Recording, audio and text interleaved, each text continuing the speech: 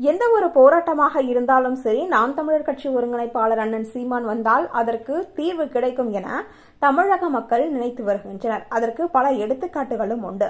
சமீபத்தில் நடைபெற்ற ஆசிரியர்கள் செவிலியர்கள் போராட்டம் ஆகட்டும், அது மட்டுமல்லாது அரசு ஊழியர்களின் ஊதிய போராட்டம் என பல போராட்டங்களில் நாம் தமிழர் கட்சி ஒருங்கிணைப்பாளர் அண்ணன் சீமான் அவர்கள் கலந்து கொண்ட பிறகு அதற்கு ஒரு தீர்வு கிடைத்தது என்றே கூறலாம். என்னதான் முதல்வராக இருந்தாலும் ஸ்டாலின் செய்யாத பல விஷயங்களை தற்பொழுது நாம் தமிழர் கட்சி ஒருங்கிணைப்பாளர் அண்ணன் சீமான் அவர்கள் செய்து வருகிறார்.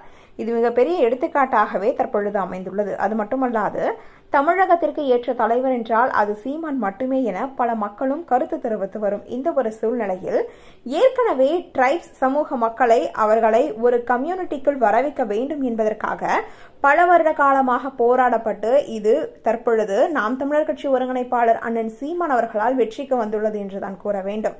வரக்கூடிய தேர்தலில் அண்ணன் தான் பெரிய முதல்வர் ஆவார் என்பது அனைத்து தரப்பு மக்களின் நம்பிக்கையாகவே இருந்து வருகிறது. அது மட்டுமல்லாது அரசியலில் கண்டிப்பாக ஒரு மாற்றம் நடைபெற வேண்டும் என்பதே மக்களின் ஒரு மிகப்பெரிய எதிர்பார்ப்பு என்றே சொல்லலாம்.